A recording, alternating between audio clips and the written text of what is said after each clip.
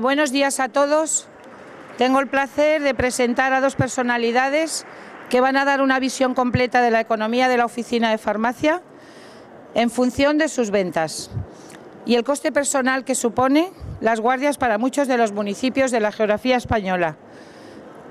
Y sin ninguna contraprestación por parte de las instituciones. En los últimos años, como todos sabemos, que estamos en el mundo de la profesión farmacéutica, han aplicado gran número de medidas y decretos que nos han perjudicado enormemente a la economía de la farmacia. Por eso vamos a dar una visión real del momento en que nos encontramos. Para esto, os presento a don José María Besaldú Clara, que muchos de vosotros lo conocéis, es economista, asesor fiscal, profesor del área de fiscalidad del Colegio de Farmacéuticos de Madrid, profesor de máster en gestión de oficina de farmacia, fundador y director de Aspime, fundador de Farmayuris y ponente en representación del Consejo General en Bruselas para la defensa del dictamen motivado contra la farmacia española. Amén de muchísimas otras cosas que no quiero ya perder más tiempo porque prefiero que explique él el tema que nos ocupa. Pues doy paso y luego os presento al segundo ponente. José María. Gracias.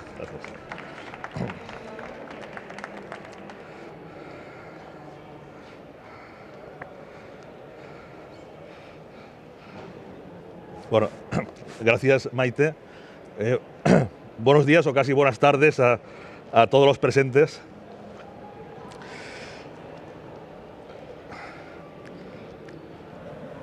Bien, antes de empezar, se me ha generado una duda, como me suele ocurrir cuando se plantea un nuevo enfoque de la farmacia española. Este ha sido el caso, se nos pidió, y agradezco aquí públicamente a Maite y al Colegio de Madrid, una visión de la pequeña farmacia en España y de algún modo sacar una serie de conclusiones. Yo hace un rato detrás de las cámaras hablamos con Maite, con José Carlos Montilla y les comentaba, mira, he tenido un problema. Viniendo en taxi, y permitirme que os haga esta reflexión, viniendo en taxi y con el informe acabado, se me han aparecido una serie de dudas y de reflexiones, algunas de ellas duras, que antes de empezar el estudio no había previsto. Por ello, yo no sé si aquí sería mejor casi empezar por las conclusiones o empezar por el estudio. En cualquier caso, voy a empezar por el estudio, pero sí que quiero adelantaros, y estoy convencido de que ha sido un reto que agradezco enormemente, pero ha sido un reto por el cual estoy convencido que quizás sea la ponencia en la cual menos cohetes vamos a lanzar en todo Infarma. Es decir, no va a ser unas conclusiones, desde mi punto de vista, agradables. Simplemente van a ser unas conclusiones realistas y quizá duras. Como se me ha pedido y el tiempo es justo y tenemos unos 20 minutos por presentación, como os decía, unas pinceladas de la pequeña farmacia española, pero que en el fondo estamos hablando de un porcentaje que viene a representar casi un 20% de la farmacia española. De las 23.000 casi farmacias en España, os voy a hablar y vamos a hacer una comparativa de esta farmacia, a veces incluso mal llamada farmacia rural, incluso farmacia BEC. Voy a intentar huir de las definiciones, porque estoy convencido de que la definición, cuando vas a elaborar un estudio, lo único que puede hacer es distorsionar los datos. Por tanto, ante este planteamiento se nos ofreció un par de dudas. ¿Cómo vamos a diseccionar la farmacia para dar un resultado real y objetivo? Evidentemente, desde un punto de vista económico. Se podía plantear, como se desprende del informe ASPIME, a través del porcentaje y el tipo de ventas. Se podía plantear por el volumen de coste de personal. Se podía plantear de muchas maneras. Al final se optó por plantearlo, repito, huyendo de las definiciones, bajo una segmentación del volumen de ventas.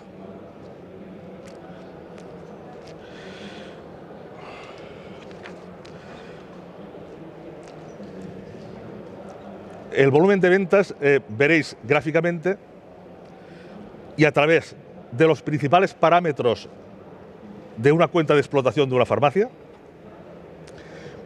cómo van variando, y nos vamos a encontrar dos grandes mundos de la farmacia que son reales y que conviven y que en el fondo no tienen nada que ver. Una farmacia que está casi obligada a invertir para obtener beneficios fiscales, y la farmacia que a duras penas puede subsistir. Y si permitís, voy a hacer una pincelada con la cual después voy a acabar. Y se lo comentaba antes a Maite. Es una reflexión final que me ha parecido sorprendente, pero que creo que es absolutamente realista. Este tipo de farmacia a la cual me voy a referir es precisamente un tipo de farmacia que seguramente hoy no puede estar aquí. Y no puede estar aquí porque es un tipo de farmacia que, como veréis, no se puede permitir el lujo de tener personal asalariado, y no se puede permitir el lujo de cerrar porque voy a Infarma. Y esta es una realidad, es decir, una triste realidad. O sea, voy a hablar para un tipo de farmacia que en su 99% no puede estar aquí. Dicho esto, vamos a entrar un poco en detalle gráfico de lo que se corresponde a la disgregación de la farmacia española, repito, de las 23.000 farmacias, bajo un análisis aproximado de unas 900 de ellas, bajo los distintos parámetros de facturación. Aquí incluso hemos hecho una vuelta de tuerca del informe ASPIME, y el segmento de menos de 300, por razones obvias, lo hemos diseccionado en menos de 180.000 y de 300 a 180.000. Como podéis ver en este gráfico resumen,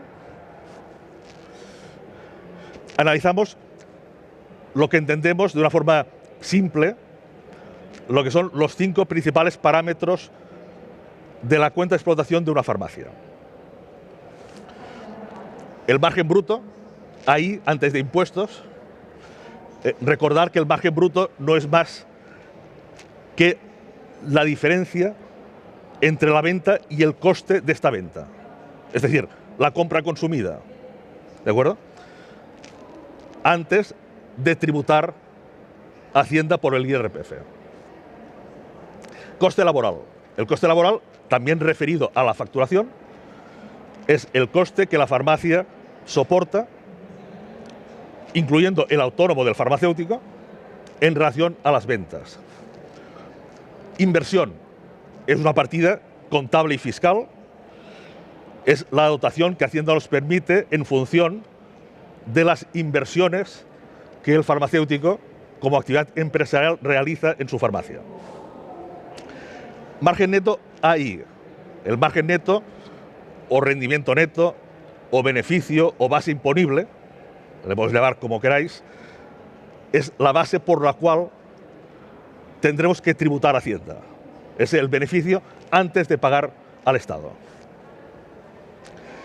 Y margen neto DI, evidentemente, es después de haber tributado. Aquí una primera reflexión. ¿Qué podemos entender por rentabilidad? La palabra rentabilidad no deja de ser una definición también muchas veces economicista, pero que, como veréis, y como después mi compañero entrará más en detalle, la rentabilidad puede tener otras connotaciones que no sean puramente económicas. De la parte económica, que es la que me toca hoy a mí, lo que vamos a determinar es una realidad, después de pagar Hacienda, de cuántos euros o qué porcentaje me queda sobre las ventas en mi bolsillo después de tributar. ¿Cómo podemos definir si este resultado es rentable o no rentable? Bueno, hemos partido de una idea, no deja de ser una idea comparativa, que es el salario de un farmacéutico que trabaje por cuenta ajena. Es decir, hasta qué punto una farmacia o un farmacéutico titular obtiene un rendimiento superior o inferior al tratamiento que tendría por convenio. Y esta ha sido la idea. Y este es el resultado que vamos a analizar. Primer parámetro, margen bruto. La tendencia es evidente. Estamos en una horquilla de un margen bruto del 31, en las farmacias, vamos a decir, más o menos grandes, y entramos en una horquilla que veréis del 29 hasta el 27,5 en lo que podemos llamar, repito, no quiero utilizar la palabra rural, en farmacias en la horquilla por debajo de los 300.000 euros de facturación. Un apunte necesario para ser objetivos. Estos datos están extraídos de las declaraciones de renta de 900 farmacias de España, por tanto son datos oficiales. Es importante hacer esta aclaración. Por tanto, la diferencia de marginales del margen bruto de una farmacia grande a una pequeña, desde este punto de vista, es evidente. Pero, ¿qué ocurre con el gasto de personal? Aquí es donde después mi compañero Tomás podrá, de una forma muy personal, explicar mucho más que yo, que es donde juega ya el sacrificio profesional, no empresarial, sino profesional, humano, de un tipo de farmacia que, repito, casi nunca se tiene en cuenta. Es lo que os decía, que probablemente hoy no está aquí. No está aquí porque no puede estar aquí. Porque no puede permitirse tener un auxiliar a media jornada. Fijaros que la horquilla de una farmacia mediana, incluso la farmacia media española, suele estar, e históricamente ha oscilado, pero sigue estando, en la horquilla del 9-12%. 9-12% sobre ventas, ¿vale? Fijaros el grupo de 300.000 de facturación hacia abajo, cómo cae la curva. O sea, la media nos está diciendo que este tipo de farmacia o no tiene ningún trabajador, porque no puede tenerlo, o como mucho tiene alguien que la puede ayudar temporalmente, transitoriamente. Entramos en unos márgenes de coste, repito, incluyendo el autónomo del titular, entre el 4 y el 6%.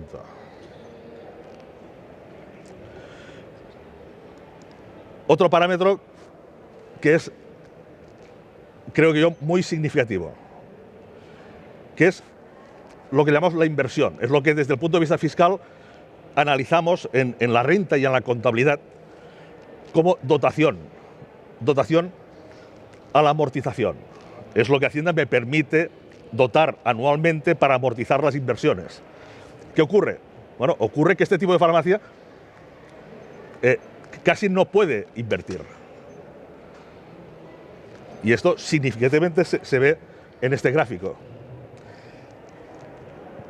Por debajo de los 300.000, prácticamente, la capacidad de inversión y, por tanto, de dotación fiscal cae en picado. Cuando la farmacia media española está en la horquilla del 4,5 al 5,5, esta pequeña farmacia, a duras penas, está entre el 2 y el 3. Creo que es un parámetro aplastante, ¿no? Margen neto. Como os decía antes, el margen neto es el beneficio que declaramos a Hacienda antes de la tributación. Bueno, la farmacia media española está en la horquilla de declaración de la base imponible entre el 10 y algo y el 9 y algo. Estamos a una distancia de 2 puntos de la farmacia media. O sea, con el agravante de que estos 2 puntos no les ha permitido, repito, ni invertir, ni renovarse, ni contratar. Es decir, si entendemos el concepto de que he ganado un 8,7 antes de pagar, sin la capacidad de tener a alguien que me ayude, alguien que cuando me toca guardia, esto entrará Tomás, cuando me toca guardia me pueda dar una mano, que pueda invertir en remodelar la farmacia. Sin poder hacer esto, encima estoy en una horquilla 2 puntos por debajo de la farmacia media.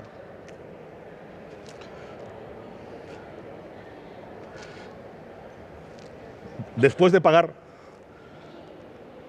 a Hacienda, lo que sería el margen neto después de impuestos, prácticamente la línea sigue una progresión paralela a la anterior.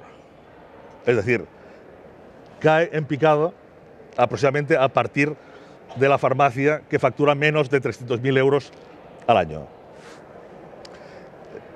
Estamos hablando de rendimientos netos, desde el punto de vista económico, rendimiento neto del 6,5, 7,5. No soy yo quien para valorar si un rendimiento del 6, 7,5 es razonable o no. Sí que les tengo que decir que si para obtener este rendimiento neto además tengo que asumir una serie de responsabilidades fiscales, sanitarias,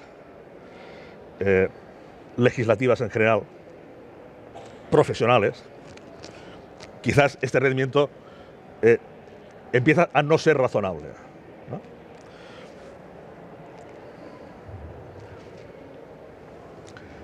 Entonces, esto que de una forma gráfica les he mostrado, en números absolutos, que quizá es más explícito también, veréis lo que sería una fotografía, una radiografía de esta farmacia que está en el tramo de 300 o menos. Repito, lo que sería una radiografía de su cuenta de resultados y a qué puede destinar cada uno de los parámetros o de las cuentas de este resultado. Mirad, esto es una muestra de una farmacia que, después de Reales Decreto, es decir, la facturación neta está en 226.000 euros. El consumo, como os decía, el consumo, que es lo que nos da el margen bruto, es decir, la compra consumida necesaria para vender esto, representa el 72,30. No hace falta explicar que este tipo de farmacia además tiene el hándicap evidente de no tener la capacidad de presión ante laboratorios o ante mayoristas para optimizar su compra. Siendo así, tiene un margen, repito, del 72,30, es el consumo sobre ventas, y un margen bruto del 27,70. En números absolutos, en euros, estamos hablando de 62.843. Esto es lo que le queda al farmacéutico para hacer frente a todos los gastos empresariales de su farmacia. ¿Cómo los distribuye? Mirad, en coste laboral, como veíamos antes, se sitúa en un 6,62, se sitúa en la mitad de una farmacia media. En un 6,62, es decir, puede destinar, incluyendo su autónomo, máximo 15.000 euros. En arrendamientos, porque nuevamente el local muchas veces es de alquiler, destina unos 4.000, concretamente en esta media 3.973. 984 en reparaciones y conservación. En servicios profesionales estamos del orden de los 5.000. Y en otros gastos, el cajón del sastre, estamos en 11.900, 12.000. Tributos no estatales, 684. Gastos financieros, 913. Y una dotación a la amortización de un 2,14.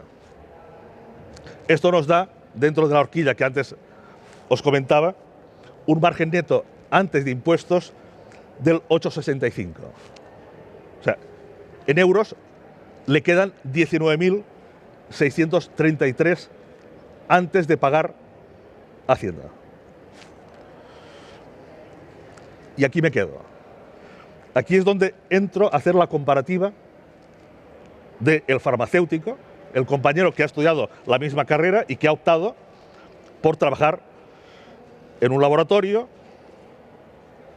o incluso en otra farmacia. El salario bruto de un farmacéutico está en el orden de los 25.561 euros. Y aquí es donde hacemos esta comparativa, ¿no? De hecho, esta farmacia ya está por debajo.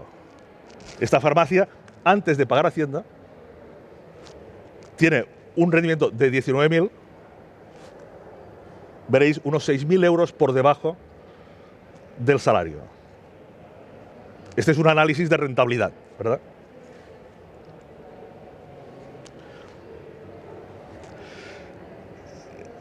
Una gráfica muy dura, desde mi punto de vista, y aparte lo digo como asesor fiscal.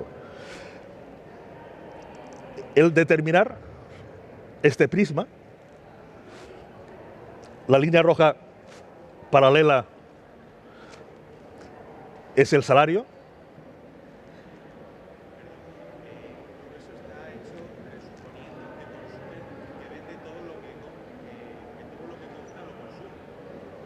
No, es que siempre el margen es sobre la compra consumida. Es que la compra no consumida no interviene. Es decir, el margen bruto es... Sí. Pero luego te lo aclaro. Es compra consumida. No interviene el stock ni el inicial ni el final, ¿vale? La línea paralela al suelo es el salario bruto de un farmacéutico, y veréis el beneficio antes de impuestos, el bruto, de cada uno de los tipos de farmacia por su volumen de ventas. Lo que llamaríamos la línea roja de la rentabilidad. Es evidente que en el punto que se cruzan, estaríamos hablando de la farmacia de 300.000, más o menos, ya está por debajo de este umbral de rentabilidad como farmacéutico.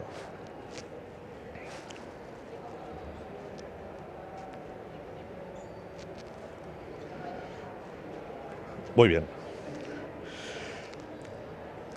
Numéricamente, para que veáis la comparativa a nivel absoluto, a nivel de euros, entre estos grupos, partiendo de la base del salario bruto que os comentaba antes de los 25.000,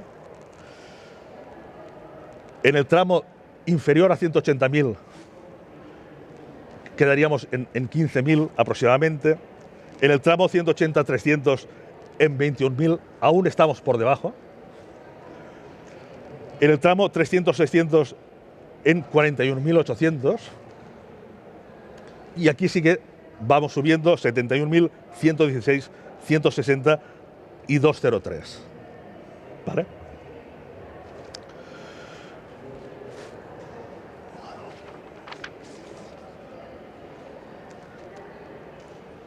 Llegados a este punto, como os decía en el inicio, y una vez presentado este gráfico,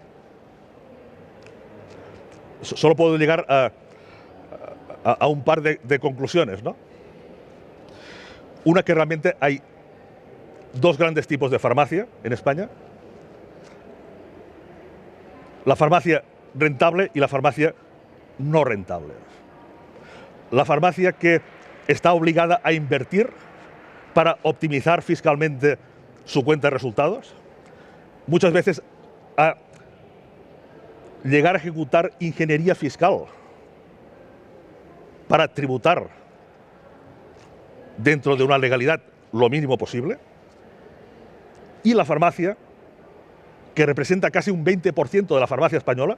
Estamos hablando de 4.000 farmacias que realmente son las que sustentan el eje capilar del sistema sanitario español, las que hacen llegar el medicamento a pueblos de menos de 1.000 habitantes. Repito, sin entrar si esto encaja con la definición de rural o no rural. Esta farmacia, que como os decía a un principio, hoy tristemente no puede estar ni aquí. No me salva, no nos puede salvar, ni puede ser suficiente, que a la farmacia Beck se le dé una, vamos a decir, una limosna que por media son unos 300 euros, no llega, que no deja de ser un complemento, una más venta, que además después tributa,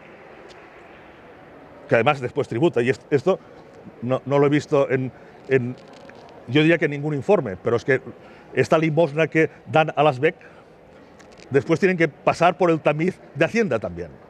Es decir, que los 280 o los 300 euros de este tipo de farmacias después tienen que volver a pasar por el fisco. Repito, esto no va a solventar una tendencia, tristemente, una tendencia de la despoblación de muchos municipios, de mucha farmacia que, al contrario de la otra que se ha mantenido en épocas de crisis y que está creciendo, a otra farmacia que, si no hay remedio, irá para abajo, y que irá para abajo por un lado, la propia contención del gasto público, del gasto en medicamento, la bajada de precios afecta directamente a la economía del farmacéutico, y por otro, la propia despoblación de muchas provincias que van perdiendo habitantes y por tanto van perdiendo clientes y pacientes. Doctores tiene la Iglesia, con esto he acabado, se me ha acabado el tiempo. Yo, sinceramente, aunque sé que la mayoría de farmacias de este segmento no puede estar aquí, yo lo que espero es que al menos sirva a la opinión pública de que existe un tipo de farmacia muy distinta, que no se puede plantear comprar un robot, y repito, que no puede estar en Infarma, y que los políticos, entiendo que desde el punto de vista fiscal podrían habilitar ciertas deducciones, ciertas bonificaciones que les permitieran un rendimiento mucho mejor, sin tener que ser tratados como limosnas antes de impuestos. Nada más, dejo la palabra a Tomás. Gracias.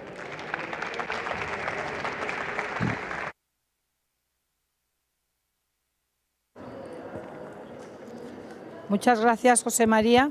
Creo que nos da una visión perfecta, un abanico de las distintas oficinas de farmacia que hay en la geografía española.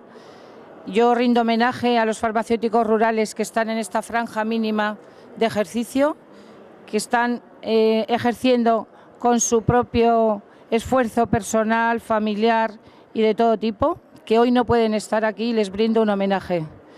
Por otro lado, voy a presentar a Tomás, es el farmacéutico titular de San Martín de Valdeiglesia, Tomás Bueno Ibáñez.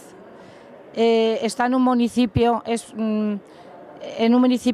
aproximadamente de 8.000 habitantes. Hay 3 farmacias en el municipio y como ejemplo claro de lo que nos han estado explicando, vemos el esfuerzo personal que realiza un farmacéutico, aunque sea en un pueblo no tan pequeño, para llevar a cabo las guardias sin ningún apoyo, sin ninguna ayuda de la Administración. Y también quiero que quede constancia, qué pena que no haya ninguna persona de Hacienda ni de la Administración para reconocer el esfuerzo que realizan cantidad de farmacéuticos en los municipios de España. Tomás, gracias. Muchas gracias. ¿Qué tal? Buenas tardes. Bueno, en primer lugar agradecer al director del Congreso, al vocal de Oficina de Farmacia, a Óscar López, a Maite Castaño, la vocal de Farmacias Rurales, y bueno, por supuesto felicitar a José María porque, como siempre, magistral y un auténtico placer compartir este momento con todos ustedes. También me gustaría agradecer su asistencia, porque yo creo que también hay que felicitar a la organización del Congreso por el elenco tan magnífico, y todos los años vamos subiendo y yo creo que va creciendo el nivel, así que yo creo que hay que felicitar y seguir en ese camino. Bueno, primero una breve introducción. Como ha apuntado Maite, yo realizo mi tarea profesional en San Martín de Valdeiglesia, que es un municipio de 8.000 habitantes, la capital de la Sierra Oeste, es un sitio muy agradable para vivir, es una de las villas turísticas de la comunidad, tiene una subdenominación de vino y tiene mucha riqueza tanto cultural como, la gente es magnífica y se le conoce como la Costa de Madrid porque disponemos de 50 kilómetros de costa y es el único pantano de la comunidad que se puede navegar a motor. Y luego también tenemos como ejemplo he puesto el Castillo de la Coracera del comendador don Álvaro de Luna del siglo XV, en fin, un sitio bastante agradable, les invito a que vengan a conocerlo. Parte de esta exposición es analizar el servicio de guardia nocturna desde las 23 horas hasta las 9:30 de los 2 últimos años, 2016 y 2017. Nosotros no solamente atendemos a los habitantes de nuestro municipio, en nuestra área de influencia, citaba al INE, son 23.000 personas, ¿no? San Martín de Valdeiglesia, Navas del Rey, Pelayos, Colmenar, Chapi, Ceniciento, Cadalso y Puerto Real. Esto es sobre el papel, luego la realidad es muy diferente, porque en lo que es Semana Santa, fines de semana, cuando viene el buen tiempo, Navidades, bueno, se puede duplicar la población. Podemos ir a dar servicio a 60.000 personas. No sé si alguno de ustedes es consciente, con los medios que tenemos, dar servicio a 60.000 personas. Aparte, por la situación geográfica que tiene San Martín, vienen muchísimas personas de la parte de Ávila y de Toledo.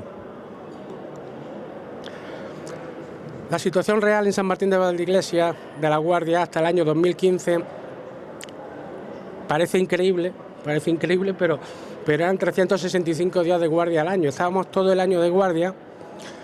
¿Y cómo se distribuían esas guardias? Pues se distribuían de la siguiente manera: en turnos de 7 guardias presenciales de 24 horas consecutivas. No sé si ustedes se hacen idea lo que significa trabajar 168 horas seguidas. Es tremendo, es una cosa espeluznante, de verdad. Y gracias a la colaboración del colegio y sus gestiones, pues de 2016 solamente hacemos 313 guardias, y en el caso más desfavorable en turno de 72 horas. También es una pasada, pero bueno, un poquito más llevadero de lo que teníamos antes. Pasando un poco a los datos, en la figura que tienen en pantalla, pues es el formulario que hemos utilizado para tomar todos los datos, ¿no?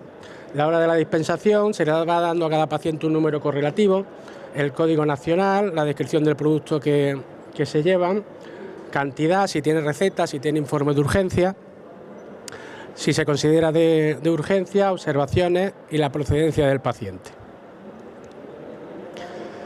Esta figura es bastante importante, porque si se fijan, el 80% prácticamente de las intervenciones que hacemos por la noche es a primera hora de la noche, en la primera franja, desde las 23 horas hasta las 2 de la mañana. Pero aunque se concentre en esas horas, tenemos que estar pues todo el periodo de guardia, ¿no? La siguiente figura pueden observar una distribución de los medicamentos que se dispensan, principalmente antibióticos, seguidos de antiinflamatorios no esteroídicos y analgésicos y antipiréticos. De este metaanálisis, pues hemos analizado 210 guardias, ya les digo, desde enero del año 16 hasta diciembre del año 17. En el 40% de las guardias no realizamos ninguna intervención. Se realizan 182 intervenciones y, como le he apuntado anteriormente, el 78% de ellas antes de las 2 de la mañana. Y este es un tema muy preocupante, el siguiente punto, porque en 2016 solo el 11% se realizaron con receta médica. Y en el 2017 el 39,60%. Ya saben que lo que diferencia una urgencia de no una urgencia es la receta médica. Y se preguntarán por qué, aunque todavía estamos muy lejos del 100%, por qué ese cambio del 11 al 40%. Bueno, pues tengo que agradecer que ese cambio es por una acción conjunta del Colegio de Farmacéuticos con la acción médica colegial, que se pusieron las pilas los médicos y empezaron a cumplir la ley, simplemente a hacer recetas, no se hizo otra cosa. Y lo que parece evidente es que se debe racionalizar el servicio. Pero yo creo que José María lo ha hecho perfecto con el coste material, y yo me voy a centrar más en intentar explicarle en 5 minutitos mi experiencia de los últimos 11 años, lo que es el coste personal. Bueno, hay unos costes físicos que se pueden comprobar: insomnio, falta de concentración, cansancio psíquico y físico.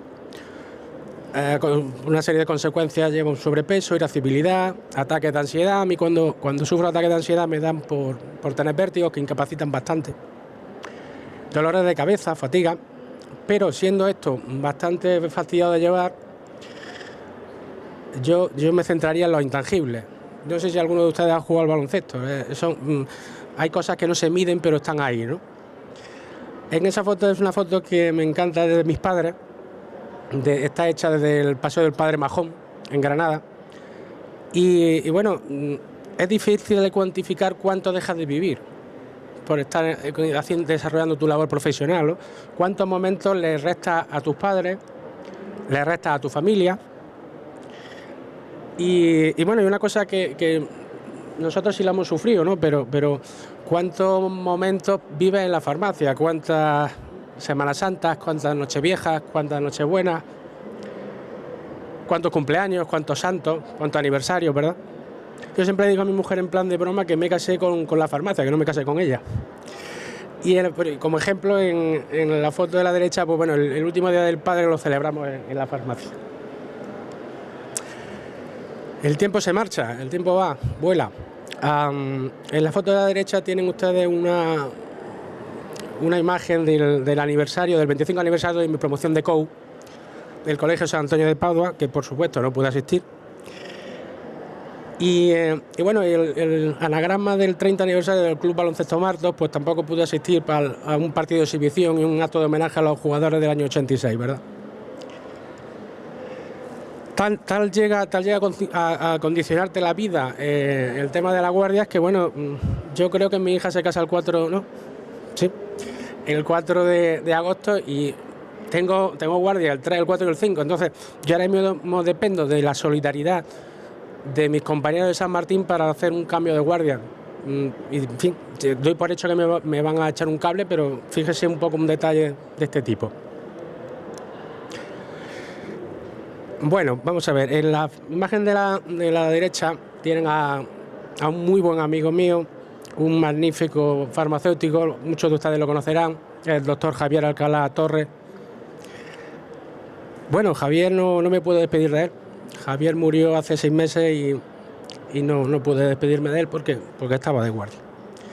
Y en la imagen de la derecha está Pablete y luego está también el doctor Ibáñez Bermúdez, Sebastián, una persona que ha hecho muchísimo por la farmacia de hospital, profesor de la Universidad de Granada, jefe del servicio de farmacia en Basurto, en el Ruiz de Alda, y sobre todo era mi tío, ¿no? Entonces, pues el tema fue como sigue. Tuvo un martes, ya han visto antes que teníamos 7 guardias consecutivas, ¿verdad? El martes tuvo una intervención quirúrgica que no tenía por qué dar problemas. Se fue complicando y cuando yo estaba saliente de guardia el lunes por la mañana, iba camino de Granada, cuando llamé a mi madre me dijo, no te venga al Ruiz de Alda, vete al cementerio, que tu tío ha fallecido. Entonces, claro, esto es muy difícil de cuantificar porque José María ha hecho una exposición espectacular, pero claro, tiene datos pero esto como lo que dejas de vivir, cómo lo cuantifica, es muy difícil. Y para terminar y dejar espacio para sus preguntas, unas breves conclusiones. Es urgente y muy necesario hacer una distribución más equilibrada del sistema de servicios de urgencia en la Sierra Oeste de Madrid. Los costes, tanto económicos como personales, no pueden ser asumidos por la farmacia. Y, evidentemente, la nueva ley de ordenación farmacéutica de la comunidad debe incluir mejoras sustanciales para las farmacias, incluidas las farmacias B, como decía José María, o rurales. Nada, bueno, con esto me despido, agradecerle su atención y su amabilidad. Muchas gracias.